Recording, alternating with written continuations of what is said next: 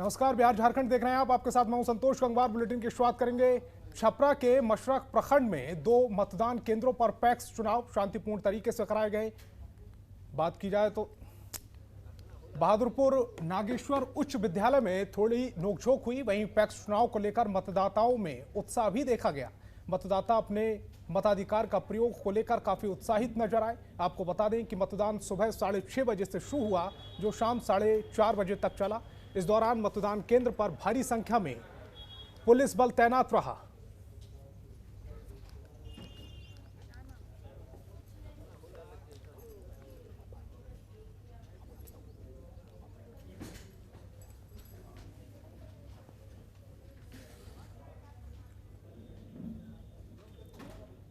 गया में कांग्रेस के सैकड़ों कार्यकर्ताओं ने किसानों के समर्थन में पदयात्रा निकाली। अखिल भारतीय कांग्रेस कमेटी के आह्वान पर गया कांग्रेस जिला अध्यक्ष चंद्रिका यादव के नेतृत्व में गांधी मैदान से पदयात्रा गया शहर के मुख्य चौक चौराहे पर कृषि बिल कानून के खिलाफ प्रदर्शन करते हुए निकाली गई।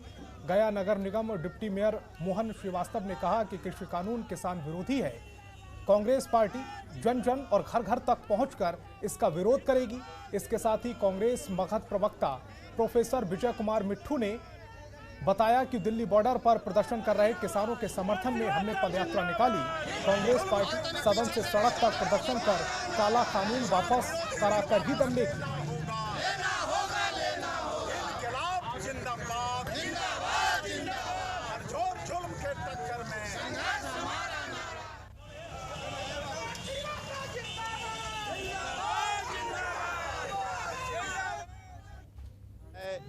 ये कांग्रेस पार्टी विगत 2 महीने से ज़्यादा से जो देश के अन्नदाता संघर्ष कर रहे हैं, उनके समर्थन में हमारे नेता श्री राहुल गांधी जी के नेतृत्व में हम लोग पूरे देश में संघर्ष कर रहे हैं। संसद से सड़क तक आप देखे होंगे कि संसद में जब राहुल गांधी तीनों काले कानून पर बोल रहे थे तो लोगों को नागवार गुजर रहा था। और कांग्रेस पार्टी प्रधानमंत्री जी से ये पूछना चाहती है कि आप लोकसभा और राज्यसभा में न तो 200 से ज़्यादा जो किसान अभी तक संघर्ष में अपने प्राण गंवाएं, उन्हें न तो श्रद्धांजलि देना आप मुनासिब समझा और ना ही किसान विरोधी काले कानून को वापस लेने की मांग की, बल्कि उल्टे जो लोग संघर्ष कर रहे हैं उन्हें अपवित्र और आंदोलन जीवी जैसे भाषा का वो प्रयोग करते हैं।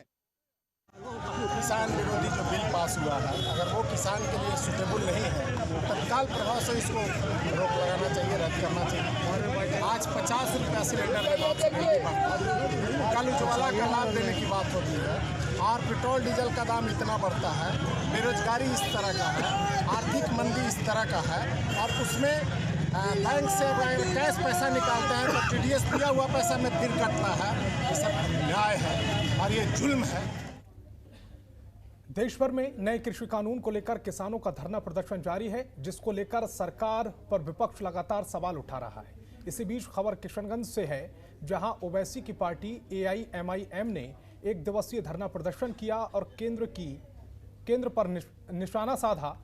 बिहार AIMIM के प्रदेश अध्यक्ष अख्तरुल ईमान ने कृषि कानून को लेकर किसान विरोधी बताया और कॉरपोरेट के हाथों बेचने का आरोप लगाया। साथ ही कहा कि अगर सरकार इस बिल को वापस नहीं लेगी तो आगे चरणबद्ध तरीके से हम लोग आंदोलन करेंगे।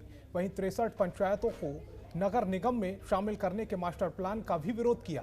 इस दौरान प्रदेश अध्यक्ष और आमोर विधानसभा क्षेत्र के विधायक अख्तरुल ईमान, बहादुरगंज विधायक अंजार नईमी, कोचाना धामन विधायक इजहाल आसफी के साथ पार्टी के कई कार्यकर्ता मौजूद रहे।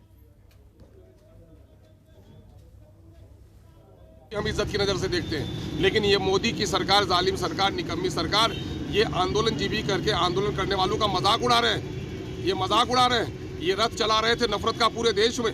ये नफरत जीवी हैं। ये समाज में सांप्रदायिकता को बढ़ाने वाली ताकतों को ये ताकत पहुंचाते हैं। मामला ये है कि आंदोलन ने ही देश को आज़ाद किया और आंदोलन के बगैर यहाँ लोकतंत्र की सुरक्षा नहीं हो सकती है। लोकतंत्र की सुरक्षा के लिए, लोकहित की सुरक्षा के लिए आंदोलन करना जरूरी है और आंदोलन करने वालों का मजाक उड़ा रहे हैं। जहाँ पर 85% किसान मजदूरों का मजाक उड़ाया है और जो 85% किसान मजदूरों का मजाक उड़ाता है उसको देश की गद्दी पर बैठने का कोई हक नहीं है। ये जालिम सरकार है। जो अपने ताकत के नशे पर आज किसानों पर इस तरह के डंडे चला। मुंगेर में हर साल की तरह इस साल भी तारापुर में शहीदों को याद किया गया। इस मौके पर लोगों ने उन्हें श्रद्धांजलि दी। वहीं अखिल भारतीय विद्यार्थी परिषद की तरफ से 1000 फीट का तिरंगा यात्रा निकाली गई। इस मौके पर सांस्कृतिक कार्यक्रम का भी आयोजन किया गया। आपको बता दें कि 15 फरवरी 1932 को देश की आज़ादी की खातिर 34 लोग शहीद हुए थे। तब से लेकर आज तक उनकी याद में तारापुर में 15 फरवरी को शहादत दिवस के रूप में मनाया जाता है।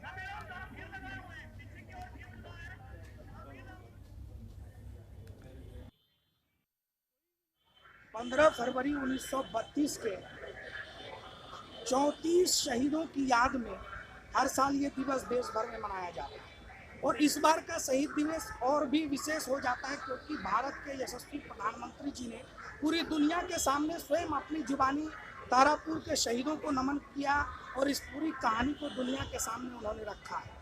आज़ादी के 75वें वर्षगांठ में जिस प्रकार से भारतवर्ष में एक आयोजन अमृत महोत्सव के रूप में हो रहा है, उसमें तारापुर शहीदों की कहानी भी शामिल हुई है। इसकी भी हम सबको प्रसन्नता है। और आज इस ऐतिहासिक थाना भवन परिसर में जिस तरह का ऐतिहासिक कार्यक्रम हुआ है, लोगों का हुजूम उमड़ा है, वो हम सब के लिए प्रसन्नता का विषय है। और आने वाले समय में हम सब ने भारत सरकार से जिस प्रकार अनुरोध किया है, स्वयं केंद्रीय संस्कृति मंत्री से मेरी मुलाकात 2 फरवरी को हुई थी, जब उन्होंने आर्कियोलॉजिकल सर्वे ऑफ इंडिया को तारापुर के ब्रिटिश कालीन थाना भवन जो कि 1915 में बना है, उसको राष्ट्रीय धरोहर की सूची में शामिल करने का निर्देश अग्रसारित किया है। 32 में यहीं पर 34 हमारे वीर तारापुर के लोग शहीद हुए थे और कुछ लोगों तो चिन्हित हो चुके हैं, लेकिन उसमें से लगभग आपको 17-18 लोग ऐसे हैं जिसको चिन्हित भी नहीं कर पाए। 13 आदमी चिन्हित हुए मात्र। तो हम लोग उस श्रद्धांजलि अर्पित कर रहे हैं, लेकिन सरकार के स्तर पर यह पूरी रूपरेखा माननीय विधायक जी ने भी बनाया है, उसको हम लोग पूरी तरह उंगली जमा इस वित्तीय वर्ष में हम लोग पूरा करेंगे कि किस तरह स्मारक का स्वरूप और इस थाना को किस तरह राष्ट्रीय धरोहर के स्वरूप में हम लोग खड़ा कर सकते हैं। खबरों के निष्पक्ष विश्लेषण के लिए सब्सक्राइब करें Jantantra TV and press the bell icon. Never miss any update.